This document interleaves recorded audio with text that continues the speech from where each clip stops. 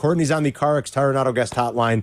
The injury news is still not good. Obviously, the Billings news is pretty devastating, but I think we knew it was kind of serious just watching the way it happened on Sunday. I don't know, this Brisker stuff. I mean, what can you even say or speculate when it comes to concussions, Courtney? But you're talking 4.5 weeks now. It's so unfortunate for Brisker and this defense right now. Yeah, and I think, October 7th was when he went into concussion protocol, and they're saying it's a similar message week after week. And the reason they're not saying, yeah, we're concerned, even though they may be feeling the underlying concern, is because they don't want to put that panic out there. They don't want to, have this thing blow up into something way more where you're questioning about his health and long-term viability of the position and people turning this into, they need to draft a safety next year. Like, they're trying to nip this, like, the concern in the bud and say, yeah, of course, like, we think, he's going to be fine eventually, because that also, like, puts that on the player, too, of, if the team's starting to show concern, that's probably going to freak the player out. So, if you're looking at it realistically, it being a month and the fact that he can't clear concussion protocol is not good. Like, there's no way to sugarcoat that, but hopefully with more time, the symptoms will dissipate. When Matt Eberflus said it's pretty much the same as it was last week, he's referring to when he gets out there during walkthrough or he's, in meetings and all that, and then the symptoms pop up. That's the scary part, that the same things are happening, and it seems like it's been a pretty consistent thing. I imagine you got to feel for the player. Like, that's got to be terrifying that I've been through concussions before. I've been able to pass protocol and to get back, and the fact that it's taking so much longer and I don't feel like I'm getting better, at least at the clip that you were used to doing, that's got to be really, really tough for him to go through, let alone the team to not have a starting safety out there. Did they kick the tires on? Obviously, they knew what was happening with Billings. Did they kick the tires at the deadline yesterday, or is it not even worth it because what kind of upgrade is available and you just have to do that in-house now? Yeah, they're happy with Elijah Hicks. They've been pretty steadfast in the belief that they have in their backup DBs. But, there really weren't that many trades yesterday. I guess at the Marshawn Lattimore one, if you're thinking about players in the secondary, there just weren't that many big-time deals outside of that. And then, of course, Adarius Smith going from the Browns to the Lions, somebody you're going to face 2 times in the month of December and November. But it's, I didn't think they were going to be buyers yesterday. There's not enough holes to fill, even though there are injuries that, you could have, of course you can scramble if you feel like there's a really big need, but I do believe that they feel like they've got at least enough depth at the defensive tackle spot, whether it's going to be Chris Williams, Zach Pickens, it's kind of now or never. The guy had been dealing with a groin injury, and Williams had the sack last week, so that's a good sign. But, for Zach Pickens, justify them using a 3rd-round pick on you. Now's your moment. And he can play both spots from what we've been told. They've got to see how their own depth plays out first, and I think them not doing anything also shows you that they have confidence that they can get by with that depth at both those positions. What do you think's going on with DJ Moore, and do you see a difference in just the way he maybe interacts with you guys or teammates from last year compared to this year? He's noticeably frustrated. I don't think that you can just say, that's nothing. Once it might be an outlier, but when there's repeated instances, not bad things, but just when you can start to, connect the dots, you can see a player who is way underperforming by his expectations. He's a perennial 1,000-yard receiver, and he's nowhere close to being on pace for that. And I imagine for DJ, it's well, what gives? How come I can't get on the same page with Caleb Williams? And I don't know, how I interpreted Caleb's comments today when he's talking about the conversations that he feels, DJ and him are having and maybe trying to get a little bit more on the details.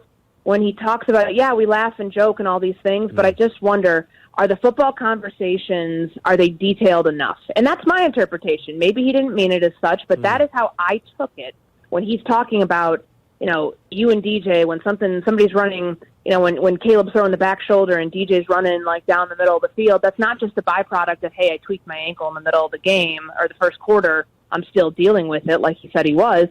There's a miscommunication there that falls on football IQ that needs to be fixed because someone somewhere is not getting it. And if the conversations are surface level, if they're not at a deep enough understanding, and I don't know who you pin that on, whether it's the rookie quarterback trying to figure it out or the 6-year NFL veteran who's used to doing things a certain way. Whatever it is, it has to get cleaned up because right now it's not a clean operation, and you just never expected this to happen between Caleb and all the praise that he came in with of being an accurate passer, of being an upgrade over Justin Fields, yet Justin seemed to get on quicker with DJ Moore. I don't want to go back and do revisionist history, though, because that annoys the hell out of me when people are like, oh, it was so fast with Justin Fields and DJ Moore. DJ Moore and Justin Fields did not start being DJ Moore and Justin Fields until week 5 last year. So there was a major gap before those two actually got on the same page. It's just a little alarming that it hasn't happened when you have a star wide receiver in this offense who you thought would be helping and carrying along your quarterback when it's just not happening through 9 weeks of the season. Will there be any healthy offensive tackles for the week? Larry Borum, I guess. Boy. And I don't think he played very well. I don't think so either. So yeah, it's a dire situation right now. There's no sugarcoating that. Yes, they think that they might be able to, play this thing out this week. Neither Braxton Jones or Darnell Wright are practicing today, so that's not a good sign. What about the young kid from Yale? Is he still Karan Amagaji? Flus didn't mention him today. I saw him walking around earlier. He didn't have any sort of knee brace or anything like that. I believe that's what his injury was. I need to go back and look at that, but we'll see if he gets to practice. He was not given a designation today, so how Flus came out and said that Wright and Jones weren't going to practice, but he felt encouraged about where Braxton Jones is. We're just going to have to see, but that's a big problem. Like the depth that they have at tackle, and the issues that they have on the offensive line. Of course, protections are all 11. I get it. That's the coach speak way of saying we're not going to pin it all on the offensive line, but it was a problem. It was a major problem last week, and it's a glaring issue. And you're gonna kill the confidence of your quarterback. I know that Caleb might have thought that was a funny question, or however he phrased it back when I asked him that, but it is a legitimate concern. Do you want to break your quarterback because he's so gun-shy from getting hit that he's going to start seeing ghosts at some point? Because I can point to about 15 examples of that happening to rookie quarterbacks over the years and young quarterbacks. One of them who was just here a year ago. And the more you get hit, the more gun-shy you become. So if they don't get that fixed real soon, then that's what the biggest thing with the rookie quarterback's development, that you risk screwing up from year one, and that's a problem.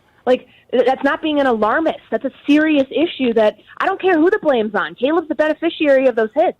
And if you don't fix that, then you're ruining your investment.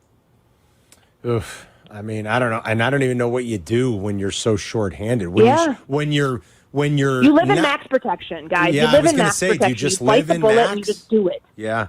I mean, I guess you run the ball a lot and kind of live in max. You're probably right. And that means two-man routes. It means two-man routes, I guess, Courtney. I mean, they've been so inefficient at running the ball, whether it's, and I've looked at the numbers and looking at outside zone versus some of those inside zone schemes that they ran the last couple of years, and some of these gap concepts. It just seemed like such a departure from the Bears' rushing offense that was so good the last couple of years. The inefficiency of this run game is really hurting them. And that's why I think DeAndre Swift is probably the most important Bear, not named Caleb Williams, the second half of the season. Can they get back to where they were the 4 games, or really, Washington, it started on that 56-yard run, and his numbers are inflated because of that. But can you get back to the efficiency that they saw with DeAndre Swift against the Rams, against the Panthers? That is so critical for opening up what other things you're doing offensively. And if the offensive line injuries are too much to overcome right now, or at least for a stretch of time, then that's what you got to rely on just to get you through these next couple games, because it's untenable to do what they did. The pass game concepts are so wonky right now, and they don't make sense for what the personnel situation is with the injuries, the offensive line, everything else, that you got to find some solution. And the solution, if you're talking about going inward, not looking for anything outside of what you already have, then that's got to be where it starts. And they might be able to get away with it this weekend because, this is the story of this team. It seems like they've got another brutal opponent that doesn't apply a lot of pressure. They got a lot of guys on that defense you wouldn't even recognize. I think they have 16 sacks on the year. They've played 9 too. They haven't had their bye yet. They've got 16 sacks in 9 games. So that's not 2 sacks a game. So maybe you get away with it this weekend, even if you try to live a different way. But boy, coming up here, and when Minnesota comes to town in a couple of weeks, like if they can't get some things shored up and get healthier, that's where it gets scary. And that's where I think, to your point, you have to start thinking about a game plan that it's like the old, like, do you sacrifice the battle to win the war thing? You know what I mean? Like, do you think of something that might not be the best or most explosive, but it doesn't rattle or get your quarterback killed? You know, it's basically living in survival mode, and sometimes that's what you got to do. It's not sexy, it's not flashy, it's not going to win anybody NFC Offensive Player of the Week, but getting by until you can figure out, like, just to be able to get on track, just give yourself some layups, take the check down, build your confidence back up, so you can then start to build off of that with more, complex concepts that you can add into the offense. I just think that it's so important to not overcomplicate it right now. And nobody ever wants to hear the quarterback, oh, we have to simplify things for that person. Why? Because you hear that and you think shades of Mitch Trubisky. But you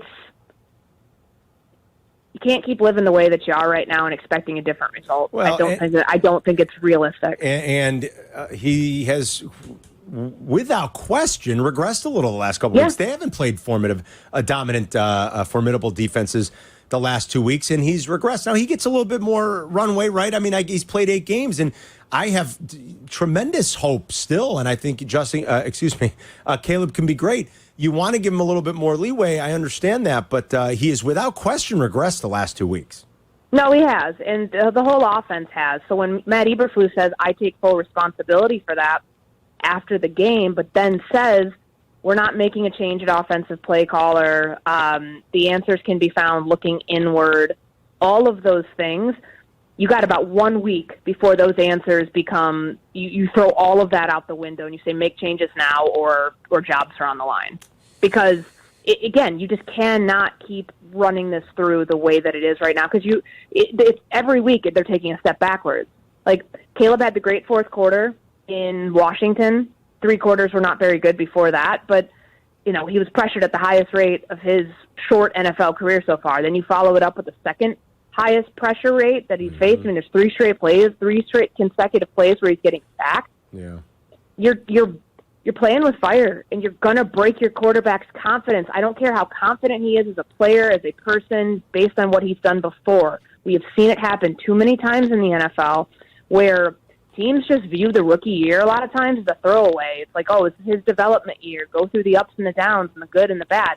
While that's true, you can't just expect, if you stay doing the same thing, that it's not going to have some adverse effect on your quarterback. Because we've seen it happen too many times. So take this year seriously. Take his development seriously and make real changes. Because if you don't, then you risk, like, ruining your investment. You have a chance to break the cycle. Finally, yeah. To do something that is so different than this franchise has ever done in its history of its existence. And you're willing to risk that for what? Like, that's the part I just don't understand. As far as, and again, the answers will not be valid. At some point, if the play calling looks as poor as it has in the last couple of weeks, the execution looks as poor as it has, what are you going to do? You're not going to bench players. You're not going to bench DJ Moore or Keenan Allen. The easiest answer would be turn the play calling over to someone who's done it before. Thomas Brown's on the staff for a reason. They purposely structured the staff to have somebody else who's called plays before and has that experience with the number 1 overall pick. At some point, if it's not working, you're going to have to turn the page and try something different, because it's insanity other than that. Like, by expecting that week after week it's going to get better when it's shown 0 signs of doing that as it's regressed the last 2 weeks. Probably a little bit more tumultuous through 8 weeks through 8 games anyway, than people were expecting, especially after that London game. But these back-to-back losses sting. All right, Courtney, great stuff. We will talk to you next week. Thanks, guys. Take care. Thank you. You too. There's Courtney Cronin. Excellent report. Good breakdown